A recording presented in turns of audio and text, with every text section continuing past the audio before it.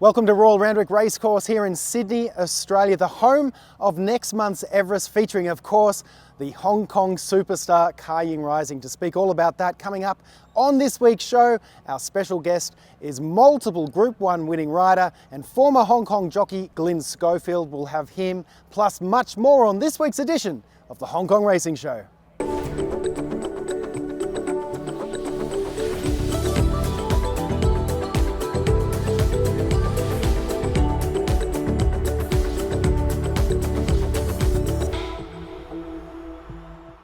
Welcome along to the show. I'll be out at Royal Randwick again shortly with our special guest, Glyn Schofield. But firstly, I've just ducked back to the hotel because I wanted to catch up with my stablemate back in Los Angeles, Alex Evers. How's your week been, Alex? It's been good. Hey, Lions on the board with a W. Yes. Second week of Sha Tin. We're back.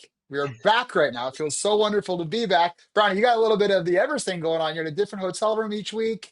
You're starting to simulate what I was doing last year. It's good to see you. It's going to be great to talk about some Hong Kong racing here. That's right. So this is another city that we've taken the Hong Kong Racing Show on our budget. Wow, it's copping a flacking, isn't it?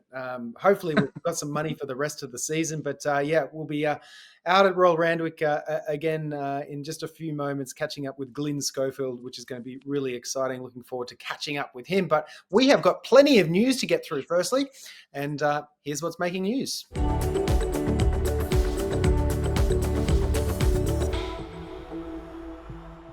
All right, and first up, the Hong Kong Jockey Club has announced a few riders that will be granted short-term licenses in the upcoming months, including Holly Doyle, James McDonald, of course, always great to see J-Mac back in Hong Kong, Maxime Guyon, and Dylan Brown McMonigal. But there is one name missing from that list who has also been mentioned in this past week, thanks to an article on Idle Horse. Alex, can you tell us any more about the latest with the Magic Man?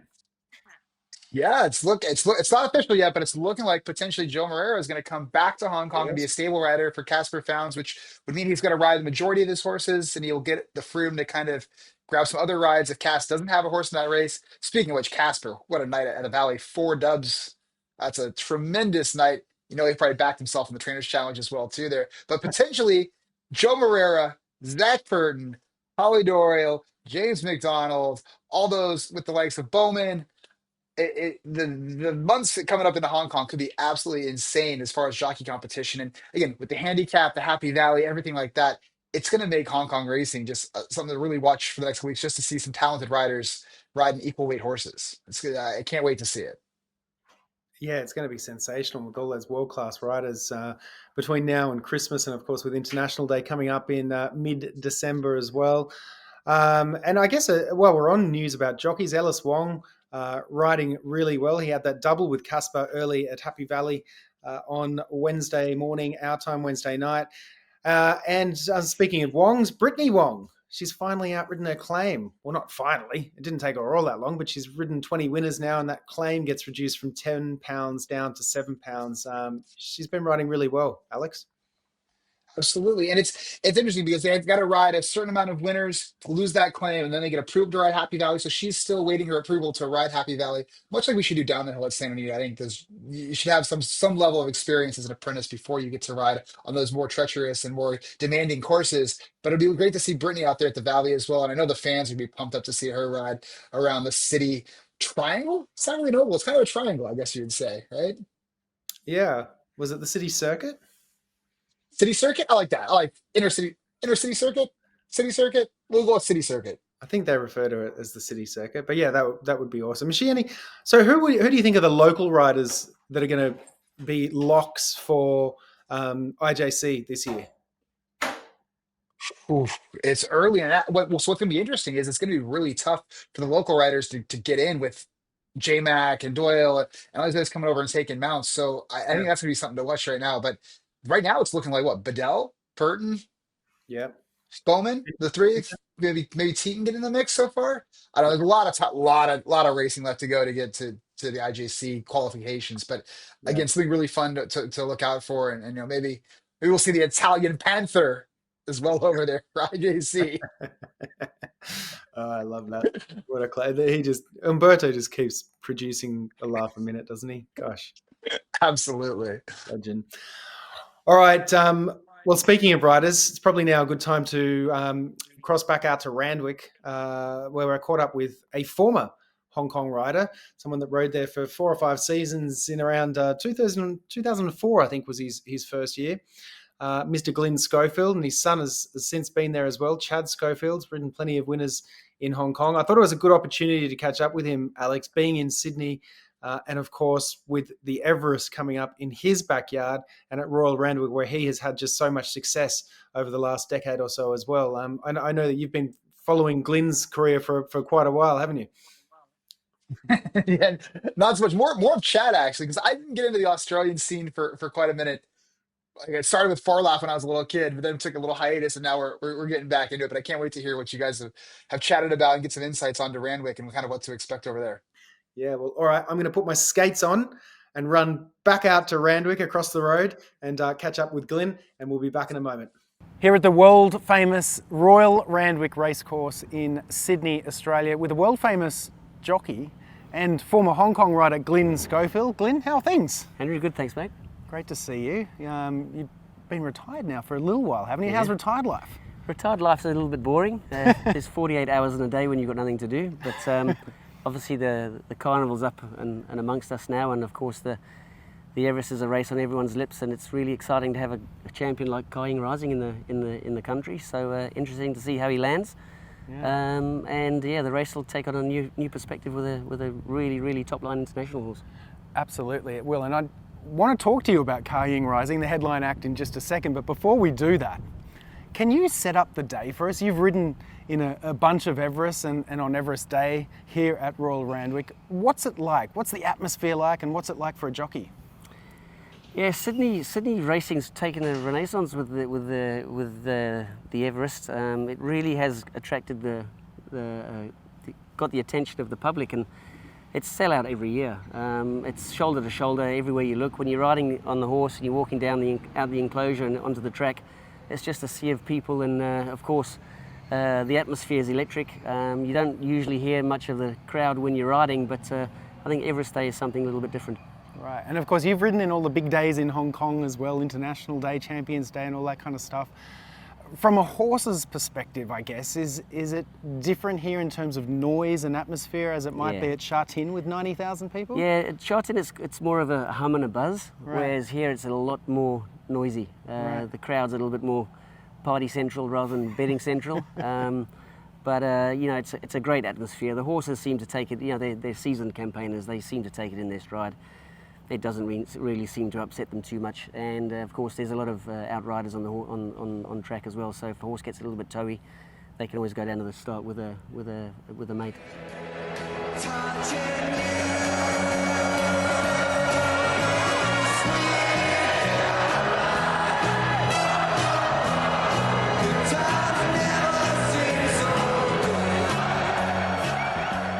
All right, well, let's talk a little bit about the headline act. Ka Ying Rising, now the world's top-rated horse, certainly been the world's best sprinter for a little while now. You yourself have been associated with some very good sprinters when you were in the saddle. What have you noticed and what have you loved about what you've seen from Ka Ying Rising as you've been following his career over the last year or so? Well, he was clearly identified as a horse of interest by the Hayes stable. Obviously, they brought him out of Australia and took him straight to Hong Kong unraced. And I think his only blemish was he ran 2 seconds early on in his career, where he was only beaten quite narrowly, and since then he's been flawless. He's won, I think, 4 or 5 Group 1s in his last few starts. He's had a good introduction to this season. He's won the Chief Executives Cup with a leg in the air. I mean, he literally just toyed with the opposition, and that's what you'd expect to see. You know, you want that form, and you want to see that performance, you know, when you're travelling halfway around the world to come down here and take on the best that Australia's got to offer, and there's 20 million on, up for grabs. So it's always good to see your horse, if you're connected with him, performing at that level. Given that you've ridden here at Randwick quite a lot and also at Sha Tin, do you think the horse will be able to adapt and acclimate to the Sydney track here at Randwick and all that kind of stuff? Yeah, I don't see why he shouldn't. It's the same way of going. It's right-handed. It's a slightly different contour to Sha Tin, where there's sort of, it's almost like a dog leg with a corner into the straight at Randwick, whereas at Sha Tin you got like a long sweeping bend to go around. Look, he doesn't seem to have any flaws at all, Ka Ying Rising. He breaks quickly, he lands on the speed. If he's not leading, he makes his own luck outside the leader. He absorbs pressure for a turf race. If you can absorb pressure up front and still kick in the straight, it means you're a top liner, and that's what he does just about every start. He pings out, he goes along. If they're not going quick enough, Purton will allow him to roll along a little bit more. He'll stretch the rest out, and it's going to take something mighty good to run past him, I would feel. And is there anything from the locals here that's going to put up a challenge, do you think? Is there any part of Ka Ying Rising that could be vulnerable, I guess? Well, look, the unknown is how he travels. Yeah. I think he's going to have a barrier trial before the race. He's got to land in the same form that he leaves in. And David Hayes, I shouldn't have any reason to doubt why David Hayes doesn't have a finger on every pulse. He's obviously a seasoned campaigner. He's taken horses out of Australia internationally as well. So I don't think there's any worries on that concern. It's just what condition the horse turns up in the day. I don't think the track holds any fears for him at all. You would know as well as anyone, having ridden in both Hong Kong and Australia, that the mindset of a jockey in Hong Kong, it's every man for himself and everybody's out to win and all that kind of stuff. Is that going to be the same sort of mindset of every jockey here in Australia for the Everest? Yeah, it's exactly the same. Doesn't matter where you go. If you're riding in Timbuktu or Sha Tin or Randwick, everyone's out there for themselves. And of course, with a race with the calibre of the Everest, it's probably the most premier sprint race in the world at the moment, and there'll be no quarter given or asked of the jockeys, and they're going to be like, if he draws a wide barrier, is it Ka Ying Rising, he's going to be asked to go pretty quick to cross everybody, because there's a little bit of speed in the race underneath him if he draws wide. If he draws soft, well then it makes Zac's decisions a lot easier. But if the pace is really on, there are a couple of horses that have already been confirmed in the race that really like to finish strong. So they're going to have to finish really strong to get over the top of him. You've ridden against Ka Ying Rising's jockey quite a bit. You've mentioned Zac there a couple of times. As a rider, where do you think he is internationally in the world? Where would you rank him? Oh, Zac likes to walk with his chest out. If you don't believe he's a good jockey, just ask him, he'll tell you. But look, jokes aside, he's obviously top line. He's been the leading rider in Hong Kong for many years. He's coming back to Australia, and he invariably picks up a big race when he comes back for the carnivals. And of course, he's coming really, really strongly loaded with Ka Ying Rising. Now, as I mentioned before, you've been associated with a lot of top quality sprinters yourself over the years. In particular, more recently, I guess, Haylist as well, who was just an absolute champion. He won multiple Grade 1s aboard Haylist. I don't suppose, though, because you used to run into another fantastic mare, Black Caviar, and Huey Bowman has been kind of doing the same with Helios Express and Ka Ying Rising, that you and Huey have been having a bit of a laugh over sort of being the bridesmaid lately, have you? Yeah, well, when Huey was riding Winx as well, I used to run second to her a number of times, and it's like everyone gets the picture of those horses, with their head in front. Sometimes when you're chasing them, all you can see is their backsides, which is not a good sight. But yeah, look, running second to the champions is, you don't ever want to run second to anything, even if they're champions. You just want to get out there and win. So I'm sure every jockey is going to want to try and knock Ka Ying Rising off his pedestal. Speaking of top quality sprinters, it's the 20-year anniversary, Glyn, since your Hong Kong sprint win aboard Natural Bliss back in 2005. What do you remember about that day and that race? Well, it's a long time ago now. Yeah, it was a great day, winning one of those international races at Sha Tin, especially for a local trainer, and Derek Cruz trained him. It was just a mad dash sprint race. Obviously, I don't think he was of the same quality of the horses that are competing nowadays, but yeah, it was a great thrill to win one of those big races. He just pinged straight to the lead. Yeah, he pinged straight to the lead. I think he ran home in like 55 flat or something. It was really quick time, which is what Sha Tin's all about. It's all about speed. So it was a great race to win. Would Natural Blitz be that, when you recall one of your favourite racing memories from the time that you were in Hong Kong, would that be the race, or is there another one? I think one of the most that stood out was my first win there. Was the same race that Ka Ying Rising won this year, the Chief Executives Cup. My first meeting there, winning the group race on the day was great. Of course, winning the QE2 was fantastic as well for the club chairman, Ronnie Arkali. That was great. But Hong Kong's full of great memories. It's a fantastic place for a jockey to ride, and I think once you've ridden there, you've probably reached some sort of pinnacle in the industry. So spending some time there and a few years there was great.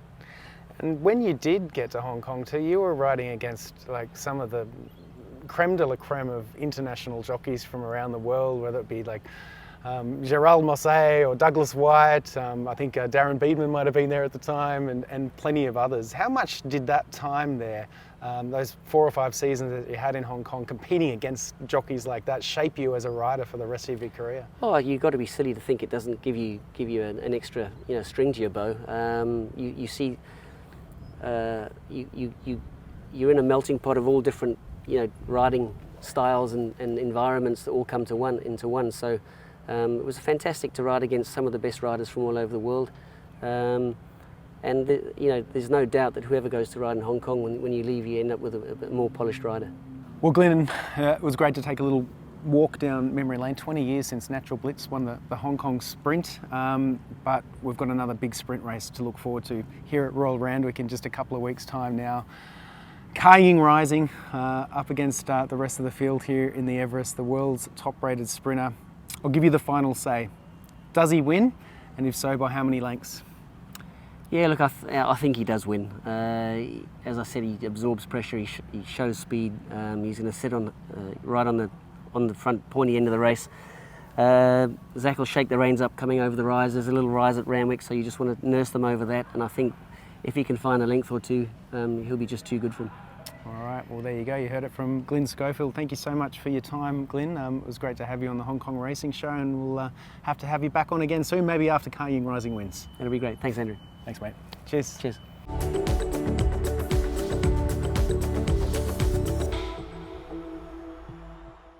Our international highlight of the week brought to you by World Pool, and how can we go past Delacroix's win in the Irish Champions Stakes and that masterful ride from Christophe Soumillon. Alex, if there were any critics as to why Aidan O'Brien chose Christophe to replace Ryan Moore while he was injured, certainly those critics were silenced after this ride. It was an absolute peach from Soumillon. Absolutely stunning ride. And look at Ryan Moore being out for what? He's got the broken leg, 2, 3, 4 months there. Sumi feeling right in, and that's a pretty good guy to call up from the bullpen to come get on your horses. But for us, our North American audience, Delacroix, I don't know how you want to pronounce it. Either way, he's out of Tepin, the champion mare who won the Breeders' Cup Mile here at Keeneland by Dubawi. This horse has got to be one of the most valuable horses in the world. He's an outcross to all the Coolmore stallions who fit there with Galileo. So I don't know how much longer we get to see this horse ride, but enjoy it while you can. And that ride was an absolute peach. And he made the move at the right time. And no guts, no glory. All the glory to Sumi and Delacroix and the O'Brien bunch over there. And you know what? I don't know where he's going to go next. They kind of left the options open for that. A potential arc.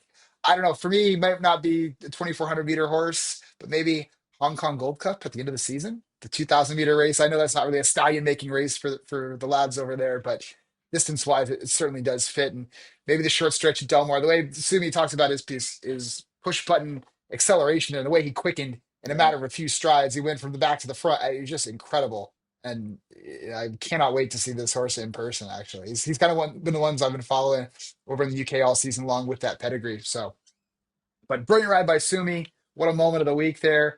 There's some good horses in that race, too. Shin Emperor, I remember coming from Japan over there. He's looked like he could have used one. Ground might have been a bit too hard for him. I wouldn't write him out for the arc just yet, but what a wonderful race there. And we'll see where these horses end up going. Yeah, well, hopefully we get to see him with our own eyes. That would be awesome at the Breeders' Cup or even Hong Kong later in the year. But as you mentioned, enjoy it while you can, because he's certainly going to be valuable going forward as a stallion. All right, it's time to take a look at the big card at Sha Tin on Saturday night and find you a winner or two.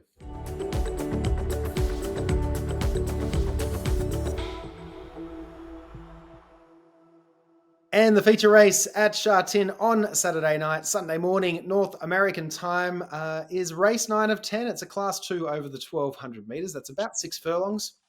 Number 1, Young Champion. Resumed okay on opening weekend 2 weeks ago, I should say. 2 Gorgeous Win was fourth behind Ka Ying Rising last out. 3 Dancing Code boasts the inform Ellis Wong Casper Founds combo we were talking about earlier on the show. Finished last season with a win. Zac Purton rides number 8 Harmony and Blessed. A few chances over the page, including Midwinter Wind, who blew us away with his turn of foot in his Hong Kong debut last season, but we're still looking for him to reproduce that effort. Speed map on your screen now. Alex, how are you lighting this candle? Source I've kind of liked for a bit over there. I like Gorgeous Win on top. Just going to go with that Ka Ying Rising form, and he probably needed a run there too, being short one trial less than what Ka Ying Rising had. Had the weight advantage last time, I believe, with Brittany Wong aboard, dropping 10 pounds off his back. But he should be right in there. And then Dancing Code, he used to kind of drop out the back, but he showed a little bit more speed later on into the season last year. He also gets Ellis Wong with that apprentice allowance. So I like him in there. And I'm going to go with Zac Purton in there for third and probably just box these guys up Mm. with those 3 horses. What say you, Brownie? I'm with you. Gorgeous Win. I thought that was a really good run first off the layoff behind the world's top rated horse 2 weeks back. Was making up plenty of ground late. Huey can take the shortest way home from the inside post too. And I think any speed on will help him charge home late as well. So, yeah, I really like Gorgeous Win. I think not only is he going to win that, he's going to be my best bet on the whole card. Do you think we'll get any sort of price?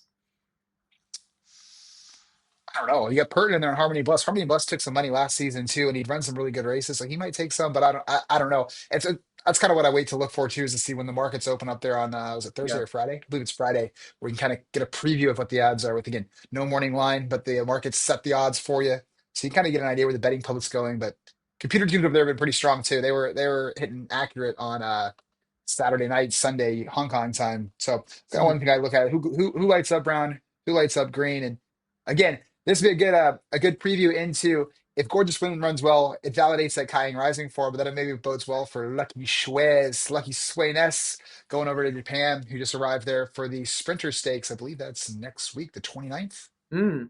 Okay. We're getting close. So yeah, flatter the form for Lucky Sweyness and Ka Ying Rising, and hopefully they all run well. That'd be How fun would it phenomenal. be to see Lucky Sweynesse How keep fun it would up. it be? Yeah, yeah. Yeah. Yeah, he should handle the ground. He should handle the trip over there. And Mm. he is talented enough. I don't know how great the Japanese sprinters are unless we see Satono Rev show up, but it'd be great to see the Sway Ness get a win in Japan. We love seeing the Hong Kong horses travel and do well. It's wonderful. Yeah, and well, they've certainly been a lot of them traveling over the last few years. It seems to be happening more and more, and with great success as well. Of course, Romantic Warrior flying the flag over the last couple of years, among others. So it's been great to see. All right, Alex, is there anything else that we've missed or that you wanted to mention before we wrap things up for another week? No, I think that's it. We've kind of touched them all, and maybe the new whip rules haven't didn't really notice any much of a difference there with No. the guys riding super hard. It hasn't really affected the punting. Haven't seen anyone complaining, which on the internet people love to voice an opinion and complain about things. So I think it's been a great start to the season. We got a lot of good talking points, and we'll just carry the narrative of the season on as it goes. We're just getting started. We're just hitting our stride right now, Brownie. We're just settling in. Still early days, but we've got this interesting build up towards the Everest, of course, at Royal Randwick in a few weeks' time. And of course, Ka Ying Rising trialing in just a couple of weeks on October 7. He lands in Sydney on Monday and goes straight out to quarantine at Canterbury. So it's going to be an exciting few weeks ahead following his adventure down under. What about Zac flying in for the trial? So he just flies in from Hong Kong for 14 hours, rides a little 1 minute trial, heads back to Honkers. Yes, yeah, not letting anybody else get on my mate if I'm him. That's my horse. I'm not letting the rider boy get on that thing. So it'd be good to get a feel for Zach. Not that he needs any sort of experience over there, or any sort of feel on the horse, but just Yeah. a partner as mate. Keep the consistency. I like it. Yeah, no, it's great stuff. All right, mate. Well, thank you very much. Speaking of mates, it's been another great show. It was great to catch up with Glyn Schofield earlier on. We'll have to have him back in the show a little later on in the season and talk some more memories. 20 years since his Hong Kong sprint win. That was pretty incredible stuff there with Natural Blitz. So the 20-year anniversary. So thanks for coming on the show, Glyn, if you're watching. And thank you for everyone else watching along, and we'll see you next week. Alex, before I go, have a great time in Hawaii, and we'll see everybody next week on the Hong Kong Racing Show. Thank you.